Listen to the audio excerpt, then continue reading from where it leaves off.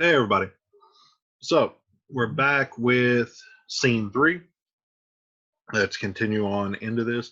Last scene, we saw that we had Juliet's reaction to what happened. Now let's see Romeo's.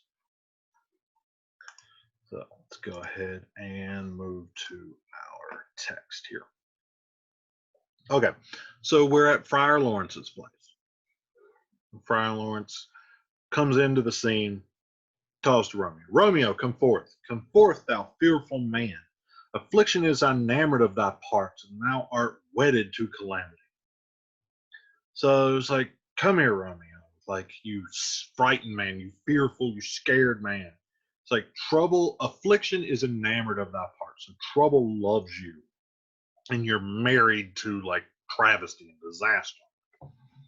So Romeo comes in. Father, what news? What is the prince's doom? What sorrow craves acquaintance at my hand that I yet not know? He's like, what did you hear? What did the prince say? What's the prince's punishment? What suffering do I have in store for me that I don't know about yet? Friar Lawrence is too familiar as my dear son with such sour company. I bring thee tidings of the prince's doom. So it's like, I know you know all about suffering, and I've got news for you about what's going to happen. What less than doomsday is the prince's doom? So he's like, is it any worse than like the end of the world? Like, you know, so Friar Lawrence says a gentler judgment vanished from his lips. Not body's death, but body's banishment. So it's like he made a better decision than killing you. You're not going to die. You're just kicked out of town. You're banished. Banishment? Be merciful, say death. For exile hath more terror in his look, much more than death. Do not say banishment. So Romeo's like, banishment? Be merciful, like have mercy and say that he's going to kill me.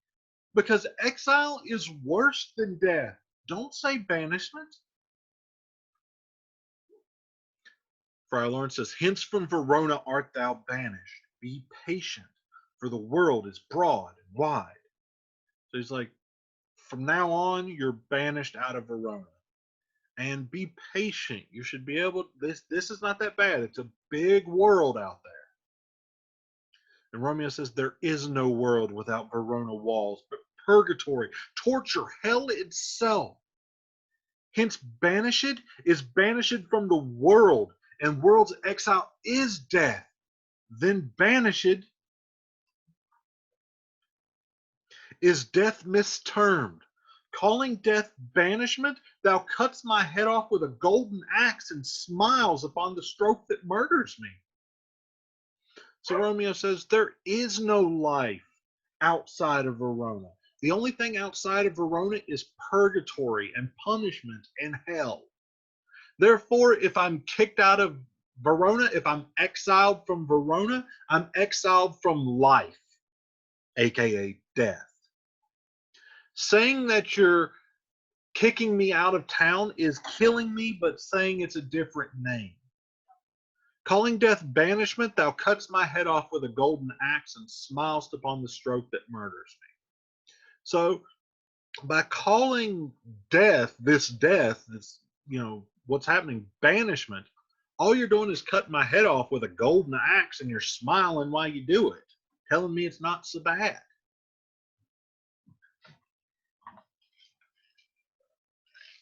And Friar Lawrence isn't about to start hearing this crap. Oh, deadly sin. Oh, rude unthankfulness.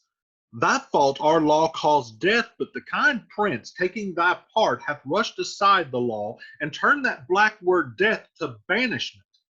This is dear mercy, and thou seest it not. So it's like you're rude, you're ungrateful, unthankful. By law, you should die. But the prince has actually listened to what's happened. He's taken sympathy and he's pushed aside the law. And he's taken that terrible that terrible punishment of death, and he's just kicked you out of town. This is mercy. and you're not seeing it. And Romeo says, "'Tis torture and not mercy. Heaven is here, where Juliet lives, and every cat and dog and little mouse, every unworthy thing, live here in heaven and may look on her, but Romeo may not. More validity, more honorable state, more courtship lives in carrion flies than Romeo.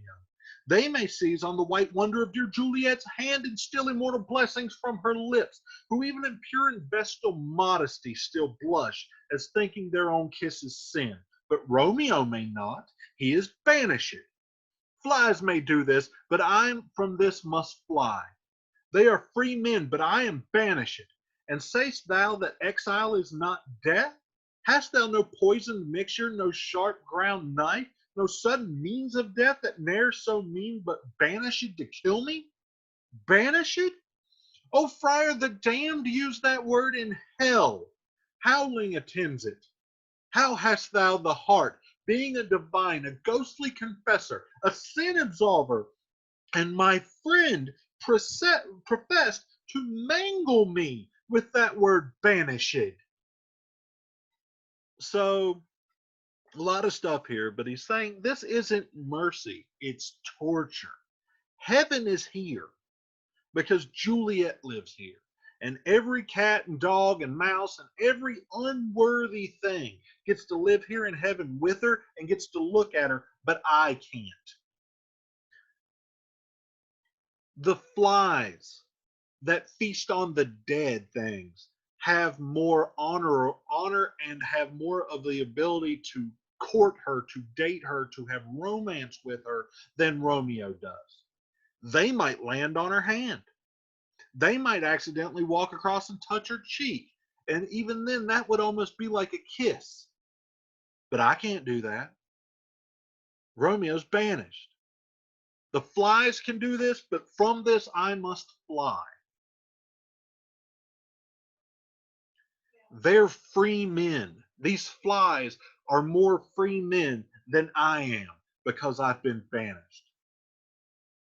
And he says, don't you, when he says, hadst thou no poison, no sharp ground knife, no sudden means of death that ne'er so mean but banished to come. He's like, don't you have, did you not have poison? You didn't have a knife? You didn't have a weapon that you could kill me quicker other than like this disgrace? The word banished is used in hell by the people who are there because they've been banished from the light of heaven. So if Romeo's saying that heaven is here where Juliet is and you've banished me from it, you've sent me to hell.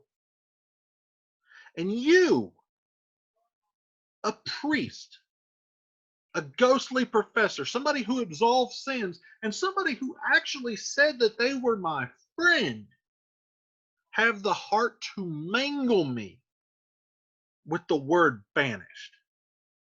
So Romeo's fighting back about with this as much as he can.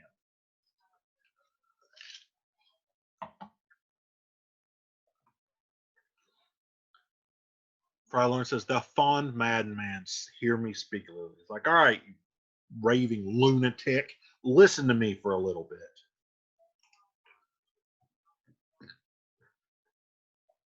Oh, thou wilt speak again of banishment. Romeo's like, I don't want to listen to you. You're going to talk about banishment some more.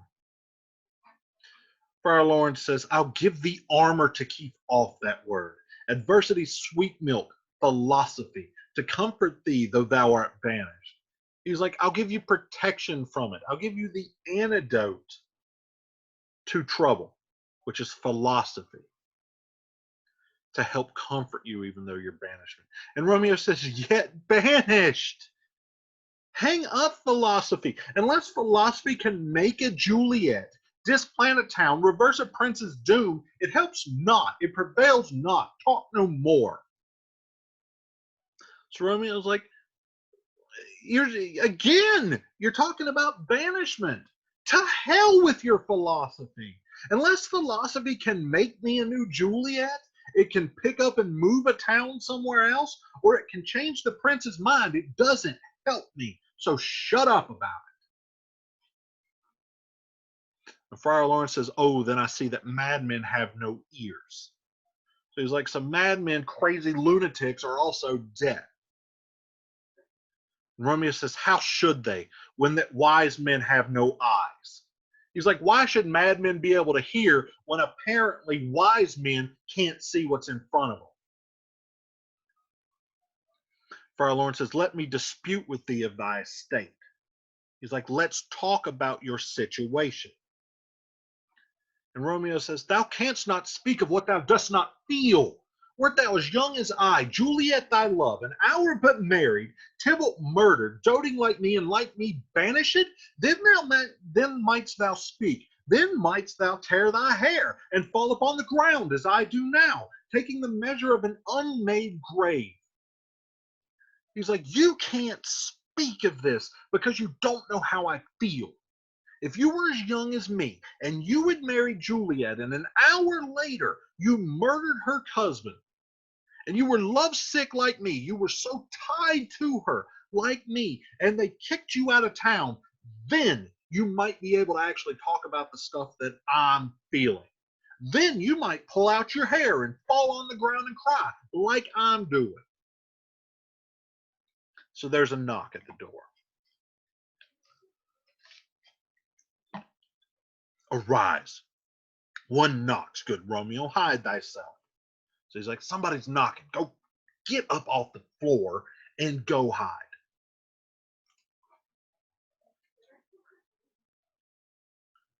Not I, unless the breath of heart-sick groans mist-like enfold me from the search of their eyes. So he's like, I'm not hiding. Unless all the mist from my groans turns into fog and hides me, I'm not moving. More knocking. Friar says, hark, how they knock. Who's there? Romeo, arise. Thou wilt be taken. Stay a while. Stand up.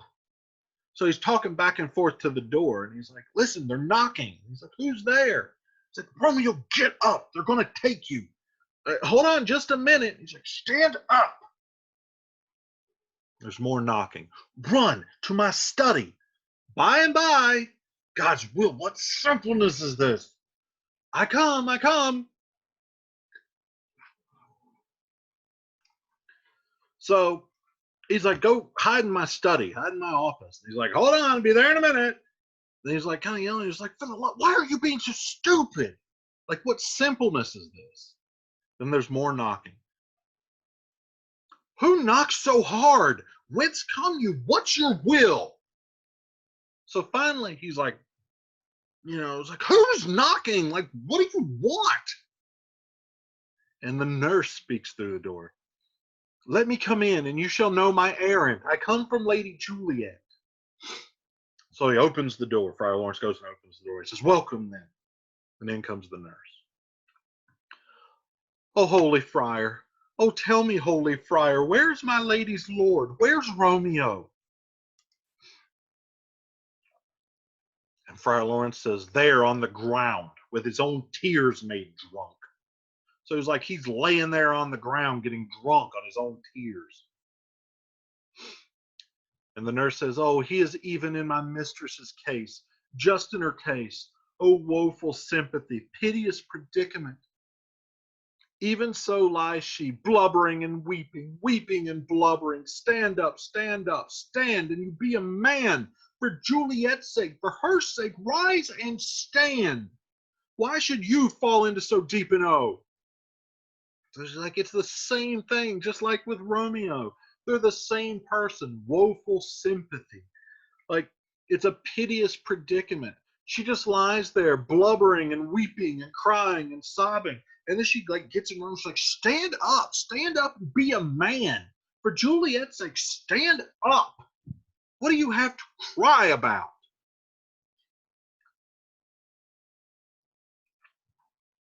And Romeo's like, nurse, like, going back like at this. And he says, sir, that's the end of all. He's like, well, death is the end of everybody.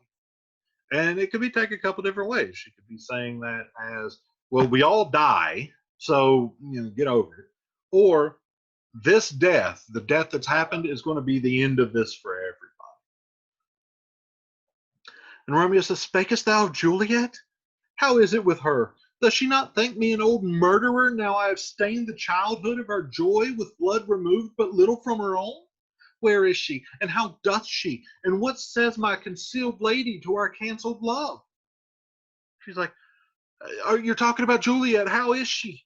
Does she think I'm a terrible old murderer because I've tainted our new joy by killing one of her relatives? How is she? Where is she? What does she say to this? And the nurse says, Oh, she says nothing, sir, but weeps and weeps, and now falls on her bed and starts up, and Tybalt calls, and then on Romeo cries, and then falls down again. It's like she doesn't do anything. She just cries on her bed, and every now and then she'll start to get up, and then she'll scream Tybalt, and then Romeo, and then she just falls down. And Romeo says, Is it as if that name shot from the deadly level of a gun did murder her, as that name's cursed hand murdered her kinsman. Oh, tell me, friar, tell me in what vile part of this anatomy doth my name lodge? Tell me that I may sack that hateful mansion. So he's like, oh, it's that name, Romeo. And this goes back to Act 2, Scene 2, the wherefore art thou Romeo? Why are you Romeo? What's in the name? And he's like, it's that name. It's like that name murdered her. It's like that name shot her with a gun, just like I murdered her kinsman. And he grabs his knife and he goes, Tell me, friar, tell me, Father Lawrence, where in my body is my name so that I can cut it out?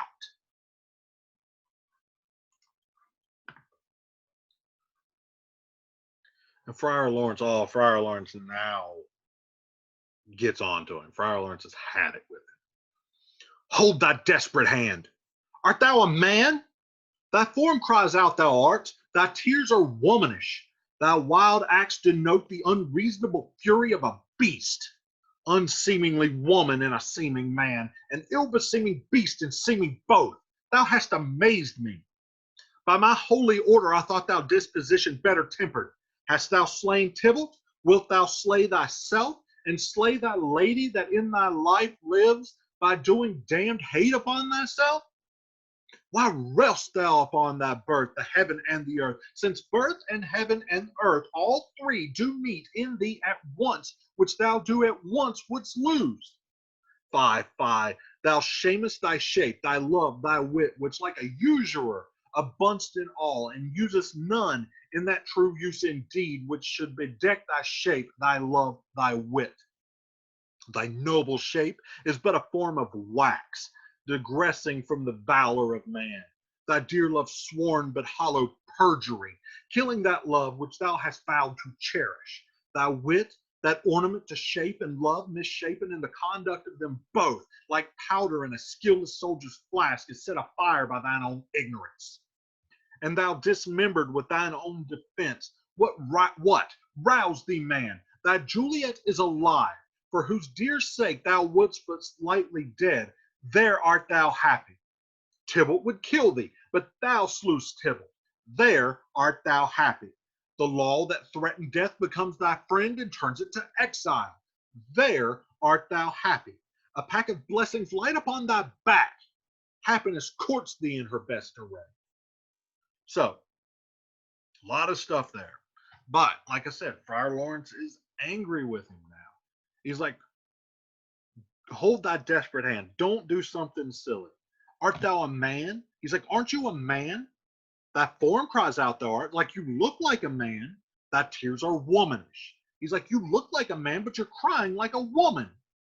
He's like, the wild acts denote the unreasonable fury of a beast. He goes, and your actions are making you seem like an animal.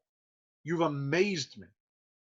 By my holy order, I thought thou disposition better tempered. He's like, I thought you understood. I thought you were smarter than this. Have you killed Tybalt? Are you going to kill yourself? And in killing yourself, are you going to commit the sin that's going to damn yourself upon hate? Because like at this time, they're being in Italy, and this being at the time, these would have been Catholics, especially with him being a friar. These would have been Catholics. In Catholicism, suicide is a mortal sin. Basically, it's a sin that will damn you to death or to hell. So he's like, you're going to do this. You're going to go ahead and kill yourself and damn yourself to hell. He's like, you're railing against everything. You're angry at the heaven and earth and you being born when all those three things come together in you. And he says, thou shamest thy shape, thy love, and thy wit. He's like, you're bringing shame to not only yourself, the love that you say you have, and your intelligence, your mind. Thy noble shape is but a form of wax, digressing from the valor of a man. He's like, it's like you're just your outside is just wax and it's hollow inside. He's like, killing yourself, killing that love which thou hast vowed to cherish. He's like, in doing this, like you're killing everything you said that you're supposed to love. And he tells him, he's like, get up, thy Juliet is alive, for whose dear sake wast thou but lately dead. There art thou happy. He's like, you almost died because you went to a party to see and met Juliet, but she's alive. There's a reason for you to be happy. Tybalt was going to kill you, but you killed him first. There's a reason to be happy. The law said you should have died for killing Tybalt, but instead, all you're getting is exile. There's a reason to be happy. Blessings have landed on your back.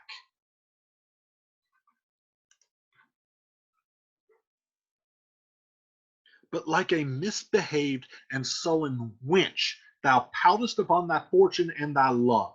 Take heed, for such die miserable. Go, get thee to thy love. And he's calming down on him a little bit now. Because he says, like a misbehaved and sullen wench, like a misbehaving, sad little girl, you're pouting about your bad luck in your life. Listen, because people that act like that die miserable. And now he's coming down a little bit to him.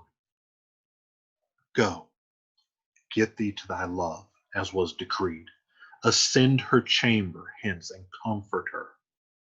But look, thou stay not until the watch be said, for then thou canst not pass to Mantua, where thou shalt live till we can find a time to blaze your marriage, reconcile your friends, beg pardon of the prince, and call thee back with 20,000 times more joy than thou wentst forth in lamentation.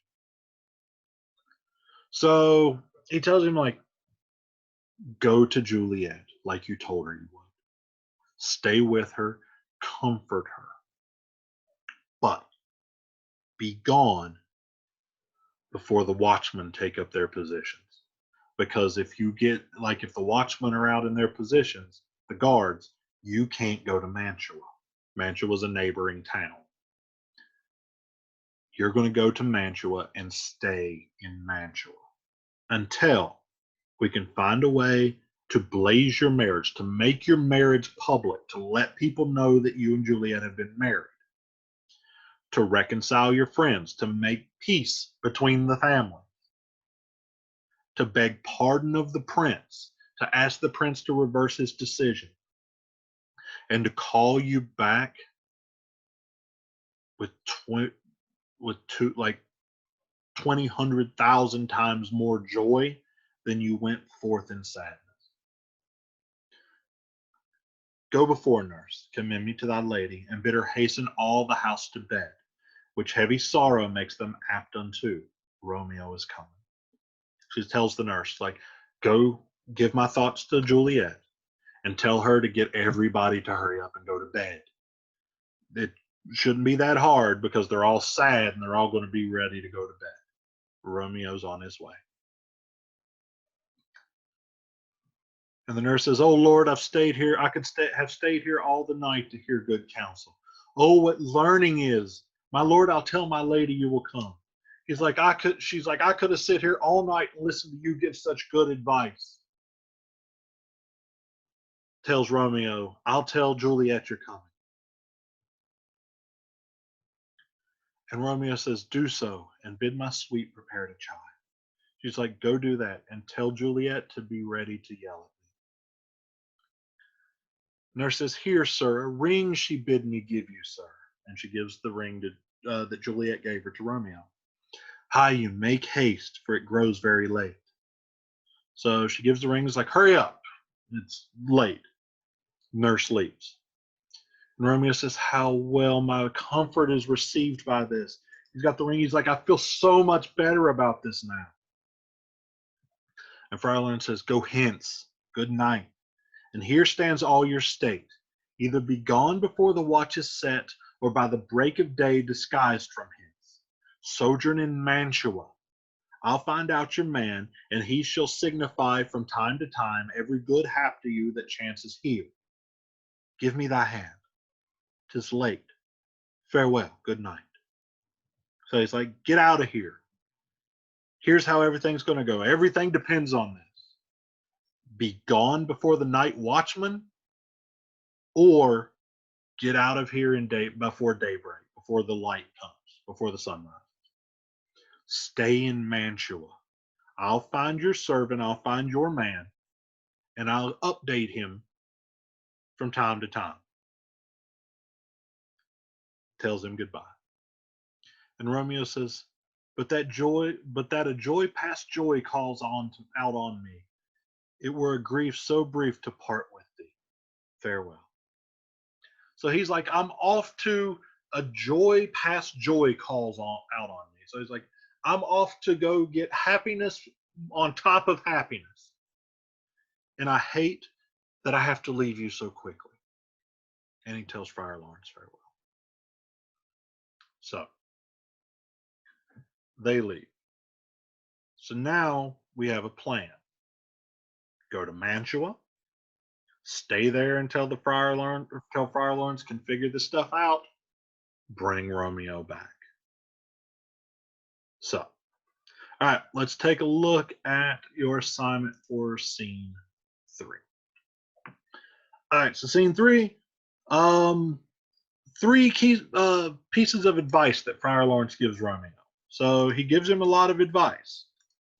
Explain it here for me. If you had to pick a famous actor to play Friar Lawrence, who would it be? So tell me here, and then tell me why here. So don't just put like, The Rock should play Friar Lawrence. Tell me why The Rock should play Friar Lawrence. That'd be a very weird version. Down here. So I give you the scene of where the nurse is knocking and Romeo's throwing a fit laying on the floor. And there's stuff going on in this scene. Like there's a lot of action. Romeo's throwing a fit. Friar Lawrence is mad at him and yelling at him to get up. Romeo's unhappy. The nurse, somebody's knocking on the door and it ends up being the nurse.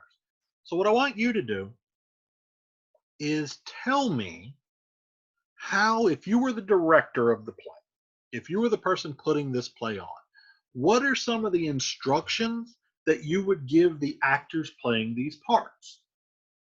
So the best way to do this, if you look right here, you've got a text box. You can click on that, bring something up here, and so I could say where Romeo is kind of crying here, I could say Romeo lays on the floor crying and like moving around. So I could put that there. I could draw myself a little line to show that I'm talking about this scene right here. So stuff like that. You tell me based on what's happening. If you were the one directing this and telling the actors what to do, how do you see this scene playing out? So that's your assignment for this one. Go ahead, update it on Classroom, turn it in, and that'll be it for this assignment. There are going to be a total, I think I said this in another video, but just in case I haven't, there's a total of 16 assignments. I'm going to make them all due basically at the end of May. Romeo and Juliet is going to be the only thing we cover in my class through this time. So you're going to have a lot of time to cover this stuff. I know you've got other classes and I'm having you do like a lot of videos, but if you watch 2 or 3 of my videos a week, then you'll have it done between now and the end of May. So, all right, everybody, stay safe, and I will see you in the next video.